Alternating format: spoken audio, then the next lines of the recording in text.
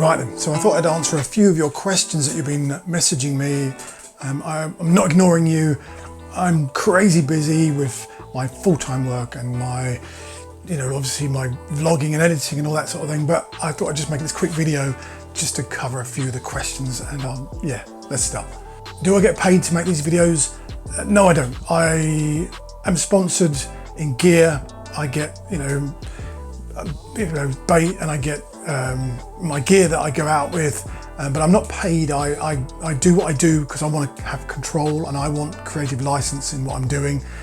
So I pay for whatever I need to pay for, location, cameras, all the bits, music, everything there. I pay for myself. I get a little tiny amount back from the monster that is Google, but at the same time, the rest of it, it's me. I'm paying for that. So yeah, it is a control thing. How long does it take to edit your videos? How long is a piece of string? How long? Let's say 45 minutes. A 45-minute vlog, it normally take me roughly 3 days. And I tend to sort of break that into nights in the evening. So I do, I go through from Monday to Friday in the evening from 10 o'clock till 2 o'clock. And then I'll do in the evenings and some of the weekends as well. So yeah, about 3 days, 4 days. A lot of it is quite easy for me because I'm filming and I'm directing and I'm doing all that side of it. When it comes to editing, I know where these pieces are going to go. I just, organise all my shoots and my footage and all that sort of thing. And I've kind of almost got the idea of music in my head. I just have to find it and search it and all that kind of stuff. But yes, I do a lot of that on the roll. And yeah, and that's kind of about it really. 3 or 4 days to create a 45-minute edit. How many cameras do I use on my shoot? I take 2 with me. I've got one main camera and one as a backup. So my main camera, I tend to shoot probably 80% of it on my own and just do my own thing. I either have John or Aidan with me to help me out with the other bits. Yeah, I use a couple of Sony cameras. So I've got my main camera. My backup camera normally is on a gimbal, and it does my slow-mo, or it does those little, other shots, as I say, like the B-roll shots or that. But yeah, 2 cameras. I do use obviously drones and GoPros where I need to, but yeah, two cameras. I could do it with 1. You really can. You just, I've got 2 settings. Anyway, yeah, 2 cameras. How do I make a video on blanking? I make it easy. That's what I do. No, it's really difficult because I only get a couple of days to do this, or 2 or 3 days. I take them off holiday from work, and in those 2 days, you've got to catch, and you've got a lot of pressure on you on that time. I don't do pressure, but there's a lot of pressure to try and fulfill the script. I want to catch, but probably 90% I don't, and so you've got to have an alternative to being down or just not catching, or just you just do a running of a video and then it goes, oh shit, we didn't catch. But there's always things you can do, like you can say, I'm going to learn from this, or next time I'm going to come back and do it better, or whatever it's going to do. You've got to have something in mind for that eventuality. But yeah, I'm getting kind of not used to it, but at the same time, in my arsenal of approaches, I have different ways to deal with not catching. And yeah, you'll see it actually this week at my launch on Sunday, the Carl and Alex video. Yeah, you'll see. Do your videos always turn out the way you planned? No. Some do, because I use a structure. I actually write the piece in the beginning. I actually have a middle, beginning, middle, end, and in between that I have a setup, action, dinner, first night. I have all that in place, but it's all the main content areas where we don't know what's going to happen. That bit there is the bit that you can't plan, and that's when you get a lot of either the quirky bits which you think, oh, that's cool, I'm going to put that in there, or I'm going to add this feature because it was funny, or if I catch a fish, it's just added, it's an added thing. Or if I see a bird that I haven't seen before, it's an amazing thing, I'll capture that, put it in.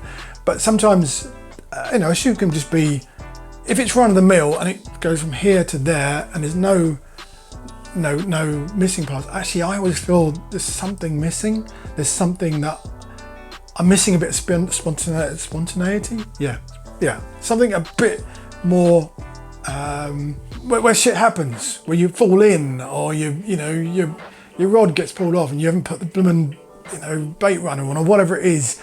There's got to be something which is unexpected. I think that is a really important thing to do. Yeah.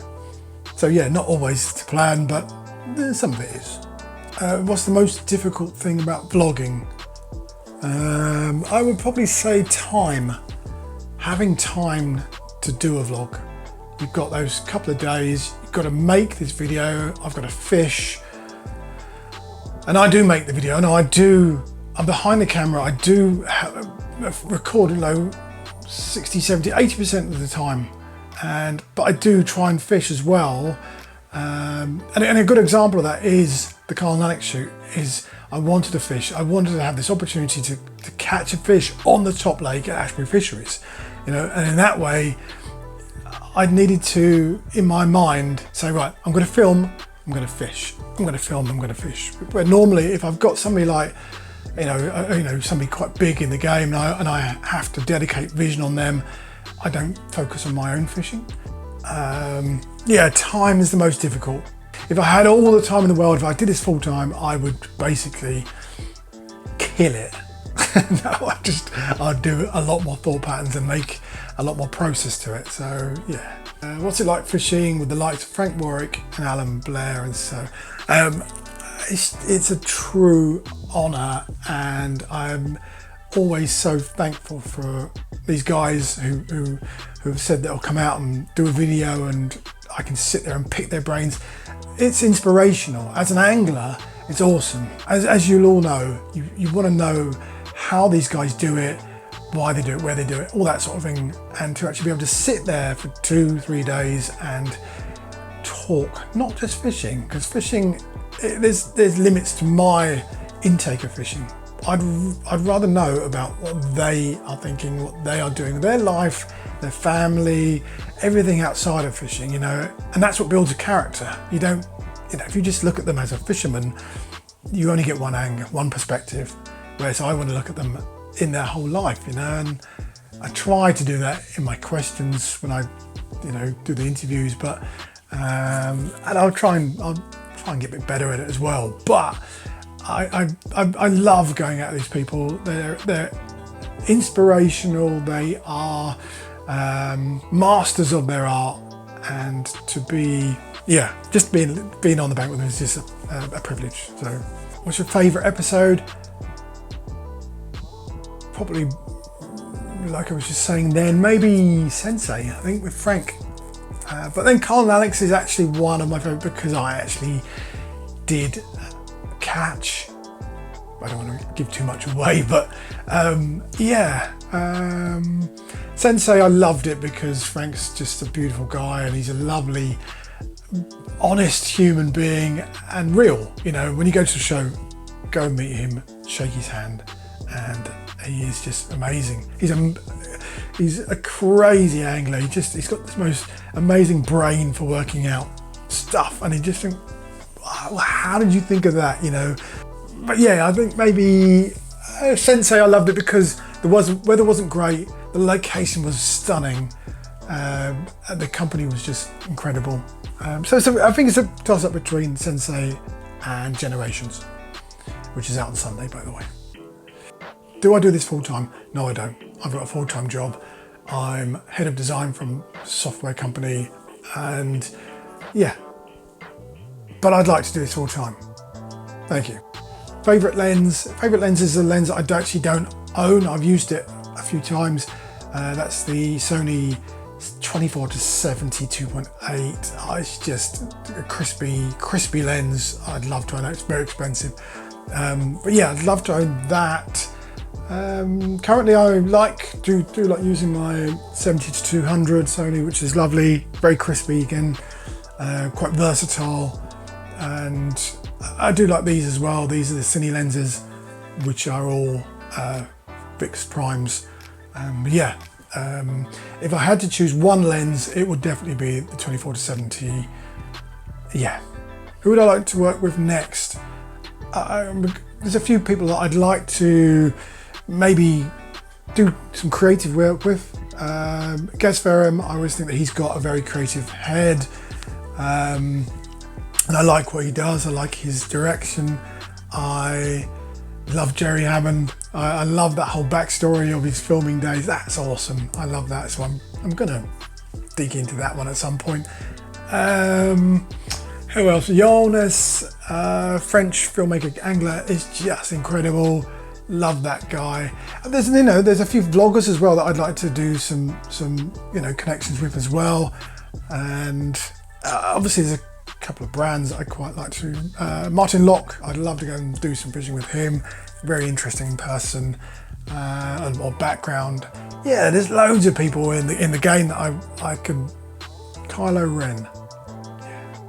What do I watch to get inspiration? I watch films, I watch box sets, I watch TV, I watch YouTube, I watch everything to get inspiration. I tend not to use fishing as an inspiration, as in the films of fishing.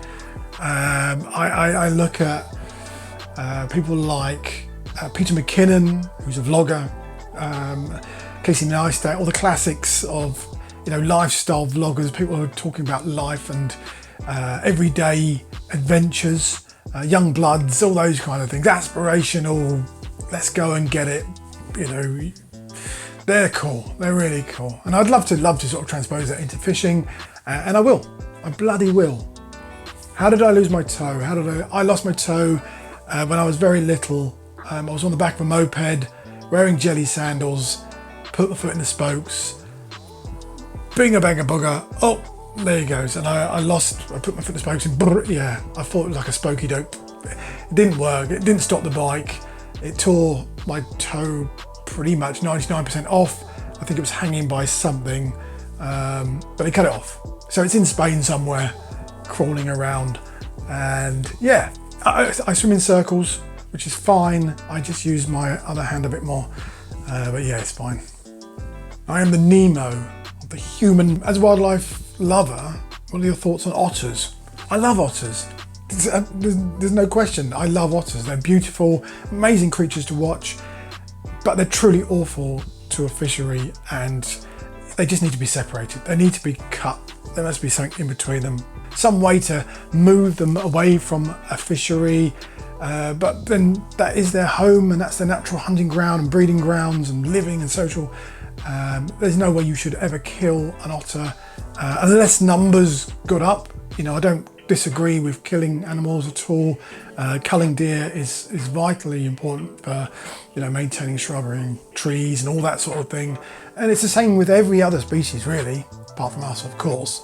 But yeah, otters is a difficult one. I really love to watch them, but it's awful what happens to fisheries, and my heart goes out to fishery owners and managers, and there must be a balance. There's got to be that intrinsic social balance between us loving these creatures and managing them without actually having to kill them.